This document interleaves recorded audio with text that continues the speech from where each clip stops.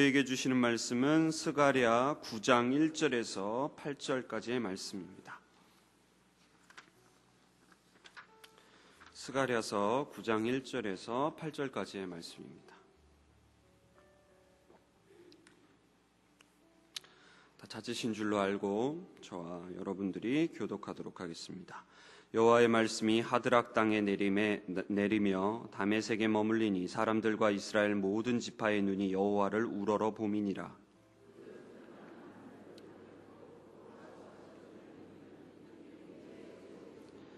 두로는 자기를 위하여 요새를 건축하며 은을 티끌같이 금을 거리에 진흙같이 쌓았도다.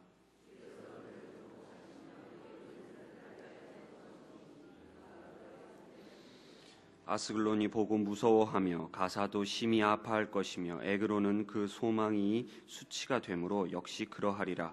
가사에는 임금이 끊어질 것이며 아스글론에는 주민이 없을 것이며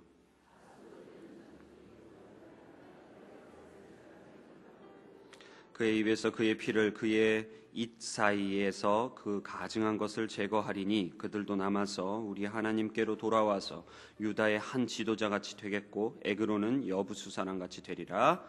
내가 내 집을 둘러 진을 쳐서 적군을 막아 거기 왕래하지 못하게 할 것이라. 포악한 자가 다시는 그 지경으로 지나가지 이는 내가 눈으로 친히 봄이니라. 꽃샘 추위를 뚫고 이 은혜의 자리에 오신 여러분들에게 하나님의 은혜가 넘치시기를 바랍니다. 제가 시 한 편 읽어드리겠습니다. 제목 반성 16. 술에 취하여 나는 수첩에다 뭐라고 써놓았다. 술이 깨니까 나는 그 글씨를 알아볼 수가 없었다. 소주를 3병쯤 마시니까 다시는 술 마시지 말자고 써있는 그 글씨가 보였다. 김명승 시인의 시인데요. 매번 죄를 짓고 후회하지만 그때뿐일 뿐 또다시 죄의 습관으로 되돌아가는 우리의 모습을 잘 그리고 있는 시입니다. 술 취했을 때 수첩에 썼습니다. 다시는 술을 먹지 말자고. 그런데 너무 휘갈겨 써가지고 알아보지 못합니다. 그런데 다시 술을 먹고 술에 취하니까 휘갈겨 써놓았던 당시 결심이 보였다는 이야기입니다. 죄를 지을 때마다 죄 다시는 짓지 말아야지 이렇게 결심하지만 그때뿐 또다시 죄의 모습으로 돌아가는 우리의 모습이 이 시에 나타나지 않나 생각합니다. 제가 청년 때 여호수아 전도대라는 전도팀이 저희 교회에 있었습니다. 그래서 그 전도팀의 팀장을 몇 년 섬겼었는데요. 저희 여호수아 전도대는 그 지역에 축호 전도도 했었고 노방 전도도 했었고 또 병원 전도도 했었습니다. 병실을 다니면서 특별히 저희는 정형외과 병동을 좀 다니면서 예수님 믿지 않는 분들에게 복음을 전하고 또 그들을 기도로 위로해드리고 이런 사역들을 했었는데요. 몇 년 동안 이렇게 병원 전도를 하다 보니까 잊지 못할 환자분들, 기억나는 환자분들이 몇몇 분 계십니다. 그 중에 한 환자분이 계셨는데 기도를 해드리려 이렇게 갔는데 발 한쪽을 칭칭 이렇게 동여매신 거예요. 그래서 저희가 물어봤죠. 이제 어르신이 어떻게 하다가 이렇게 발이 이렇게 칭칭 감아져 있냐고. 그랬더니 이분이 무슨 말씀을 하시냐면 자기가 당뇨 합병증이라는 거예요. 근데 당뇨 합병증인데 이 합병증이 어떻게 왔냐면 자기는 이 발이 지금 썩어 들어가고 있대요. 그래서 이제 발가락 몇 개도 이미 너무 썩어가지고 이제 절단을 한 상황이고, 그래서 이분이 어떻게 이렇게 됐냐면 원래 이분이 당뇨병이 대학교 때 왔대요. 대학교 때 왔을 때 병원에서 의사 선생님이 몇 번 얘기를 했대요. 당신 당뇨병이니까 술 마시지 말라고. 당신 지금 계속 음주하고 있는데 당신은 지금 당뇨병이 조금 심각하기 때문에 술을 계속 마시게 되면 합병증이 오면 그때는 돌이키기가 좀 어렵다고. 그러니까 술 조심하라고 했는데 젊었을 때였으니까 에이 설마 그런 일이 나에게 있겠어? 이러면서 계속 술을 마신 거예요. 그러더니 결국에 이 합병증이 오고 만 거예요. 그래서 이분이 뭐라고 표현을 하냐면 이 발가락이 이미 몇 개는 없고 계속해서 썩어 들어가니까 매일마다 2시간씩 소독을 하는데 이게 너무 아파가지고 2시간 동안 자기가 거의 비명을 지른대요. 이 마취도 전혀 통하지도 않고. 그러면서 이분이 하시는 얘기가 자기가 젊었을 때 그 의사 선생님의 경고를 들었으면 자기 다리가 이 지경까지는 안 가지 않았을까. 그래서 자기를 위해 기도해달라고 부탁을 하시는 거예요. 여러분, 그리스 신화에 보면 여러 가지 신들이 나옵니다. 여러분 잘 아시는 제우스 신도 나오고 포세이돈 신도 나오고 술의 신이라는 바카스 신도 나오죠. 근데 그 신 중에 기회의 신이라는 신이 있어요. 기회, 좋은 기회, 나쁜 기회 할 때 그 기회. 이 기회의 신이 나오는데 그 기회의 신이 모습이 되게 특이합니다. 어떤 모습이냐면 이 기회의 신은요, 앞머리는 머리숱이 엄청 많아요. 그런데 뒷머리는 완전히 대머리예요. 다시 말해 이 모습이 뭘 상징하냐면 기회는요, 왔을 때 잡으면 쉽게 붙잡을 수 있어요. 머리숱이 많잖아요. 그런데 그 기회가 지나가 버리면 다시는 잡을 수 없어요. 왜요?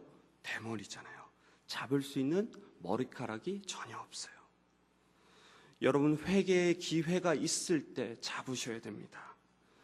회개의 기회가 지나가고 나면 회개하고 싶어도 회개할 수 없고 하나님의 무서운 심판만 있을 뿐입니다. 이 이야기가 오늘 본문 1절에서부터 4절까지에 나옵니다. 오늘 말씀 1절에서부터 4절까지의 말씀 우리 같이 읽어보도록 하겠습니다. 시작.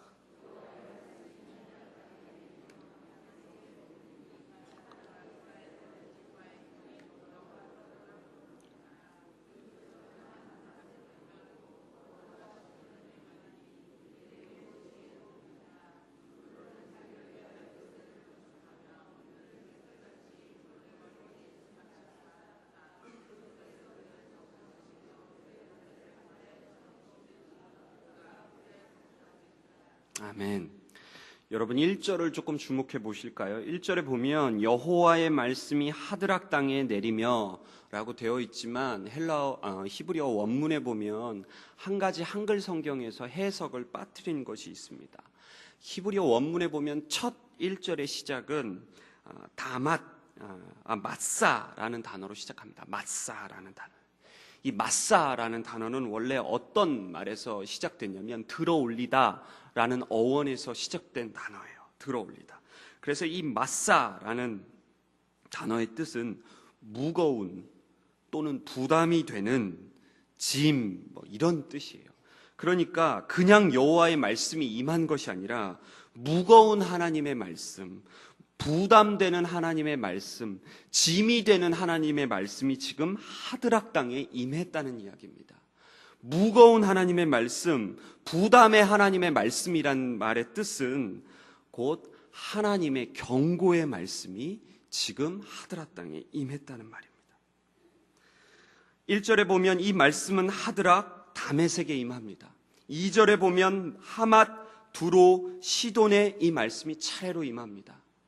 무슨 말이냐면 하나님의 경고의 말씀이 당시 하나님을 섬기지 않고 우상 숭배를 하고 있고 죄악에 빠져 있고 하나님으로부터 멀어져 있는 하드락, 다메섹, 하맛, 두로, 시돈 이 이방 나라에 차례로 임하고 있다는 말입니다.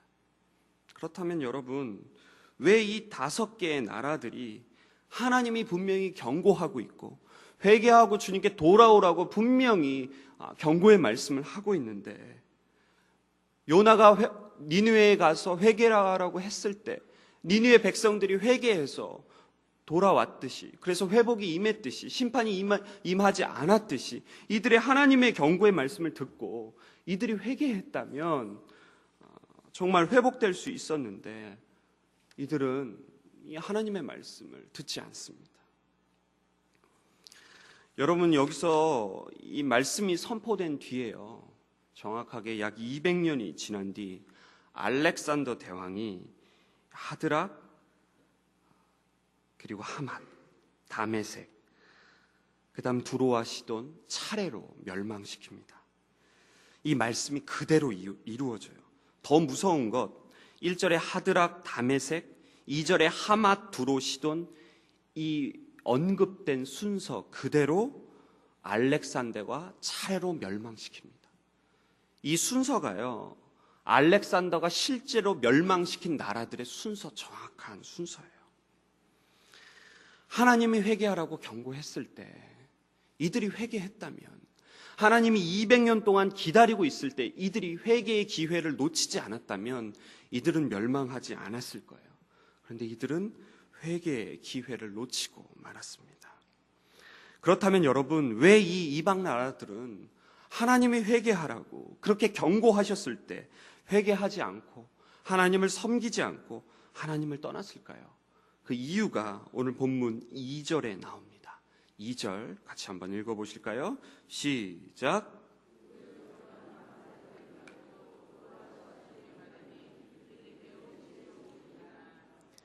그들이 매우 지혜로움이니라. 여러분, 여기서 말하는 지혜는 하나님의 지혜를 말하지 않습니다. 인간의 지혜를 말합니다. 조금 더 구체적으로 말씀드리면 수단 방법 가리지 않고 돈을 끌어모아서 경제적인 부함을 이루는 인간의 지혜를 가리키고 있습니다. 다시 말해, 이 이방 나라들이 회개하지 않는 이유는 하나님을 의지하지 않고 인간의 지혜, 자기의 지혜를 철저히 의지했기 때문입니다. 저는 이 본문을 보면서 생각나는 사람 한 사람이 있었습니다. 저희 큰 외삼촌인데요. 저희 큰 외삼촌은 지금 살아계시다면 이제 70세가 넘으셨을 겁니다. 저희 부모님의 고향은 전라북도 진안군의 용담면이라는 아주 조그마한 시골 마을입니다. 혹시 아십니까? 진안군 용담면이라는 곳인데요. 이제는 이곳이 존재하지 않습니다. 왜냐하면 용담댐이라는 댐에 수몰되었습니다. 그래서 저는 고향 때마다 갈 곳이 없습니다. 댐에 수몰돼서. 근데 이곳은 엄청나게 시골입니다. 제가 명절 때마다 비포장 도로를 갔던 기억이 나요. 여기는 도로도 포장되어 있지 않았어요. 화장실도 수세식 화장실이 없습니다. 다 퍼세식입니다. 정말 시골이고 정말 깡촌인데, 속된 말로 깡촌인데, 이렇게 시골 곳에 옛날 말로 한다면 개천에서 용이 났습니다. 저희 큰 외삼촌이 이렇게 시골 가난한 농부의 아들 출신인데 서울대 법대를 갔습니다. 대단하죠. 근데 여기서 끝나지 않습니다. 이분이 서울대 법대를 졸업하고 나서 부모님께 이야기합니다. 어머니, 아버지, 제가 일본으로 유학을 가겠습니다. 여러분, 당시 70대 되신 분들은 잘 아시겠지만 그때 당시 저희 한국이 유학 갔을 때 가장 좋은 대학은 동경대학입니다. 저희 큰 외삼촌이 일본에 아는 사람 하나도 없이 혈혈단신으로 일본에 가서 막노동부터 시작해서 동경대 법대를 졸업하신 분입니다. 당시 시골 사람들은 저희 외할아버지, 외할머니께 칭찬을 했습니다. 당신 집안 정말 이제 일으킬 거라고, 당신의 큰아들이 정말 입지전적인 인물이라고, 이 가족에 이젠 복이 왔다고. 동경대 법대 유학을 마치고 저희 큰 외삼촌이 국내로 복귀하셨습니다. 그리고 결혼을 했습니다. 누구랑 결혼을 했는지 아십니까? 당시 서울대학교 경영대 학장 딸하고 결혼을 하였습니다. 세상적으로 보면 정말 승승장구했습니다. 서울대 법대에, 동경대 법대에 유학했고 장인어른 서울대 경영대 학장이었습니다. 인간적인 지혜가 너무 충만했던 사람입니다. 제가 여러분들께 질문 하나 드릴까요? 저희 큰 외삼촌이 예수님을 잘 안 믿었을까요? 잘 안 믿었을까요? 잘 믿지 않았습니다. 왜냐하면 인간의 지혜가 너무 탁월했기 때문에 세상적으로 출세했습니다. 잘 나가고 있었어요. 그런데 여러분, 오늘 본문 4절 말씀처럼 하나님이 저희 큰 외삼촌에게 회개의 기회를 주시고 기회를 주셨는데 저희 큰 외삼촌은 회개하지 않았습니다. 결국 저희 큰 외삼촌에게 희귀병 한 가지가 들었는데 황코니 신드롬이라고, 이 병은 온 몸에서 칼슘이 빠져나가는 병입니다. 그래서 죽어가는 병이에요. 당시 서울대 출신이었기 때문에 자기 인맥, 항맥 다 동원해서 정말 서울대의 가장 최고의 교수진들이 들러붙어 갖고 치료했는데 치료가 안 됩니다. 약 2주 동안 병실 생활하다가 결국 하나님 나라 갔는데요. 그 2주 때 인간의 지혜로 어떤 것도 해결이 안 되는 그 상황에 가니까 저희 큰 외삼촌이 하나님께 회개를 하고 예수 그리스도를 영접하고 돌아갔어요. 그런데 여러분, 그 저희 큰 외삼촌이 돌아가셨는데요. 장례식장에 아내와 자녀가 오지 않았어요. 알고 봤더니 실질적으로 아내하고는 이미 별거 상태에 들어갔던 거예요. 저희 큰 외삼촌 시작은 탁월하고 화려했어요. 서울대 나왔고 동경대 나왔고 정말 세상적으로 잘 나갔고 서울대 경영대 학장 딸과 결혼했고, 그렇지만 결론은 세상에서 거둔 것도 별로 없고 아내하고도 가족하고도 심지어 아버지 장례식장에 자녀들도 나오지 않는 그런 초라한 인생이 되었어요. 여러분, 제가 좋아하는 격언 중에 이런 말이 있어요. 물은 그 수원지보다 높게 흐르지 못한다. 물은 그 수원지보다 높게 흐르지 못한다. 여러분, 인간의 지혜가 아무리 지혜로워도 지혜의 원천이신 하나님보다 지혜로울 수 없습니다. 여러분, 하나님의 지혜인 말씀을 의지하십니까? 아니면 인간의 지혜, 여러분 자신의 생각을 의지하고 계십니까? 교만은 패망의 선봉이요 거만한 마음은 넘어짐의 앞잡이라 했습니다. 인간의 지혜에 의지하면 패망합니다. 이 하나님의 준엄한 경고의 말씀이 오늘 여러분들에게 들려지시기를 바랍니다. 자, 결론입니다. 하나님은 도대체 왜 이방 나라들을 심판하셨을까요? 하나님은 왜 죄인들에게 회개의 기회를 주시지만 결국 회개하지 않으면 이들에게 무서운 심판을 허락하실까요? 그 이유가 6절과 7절에 나옵니다. 6절과 7절의 말씀 같이 한번 읽어보도록 하겠습니다. 시작.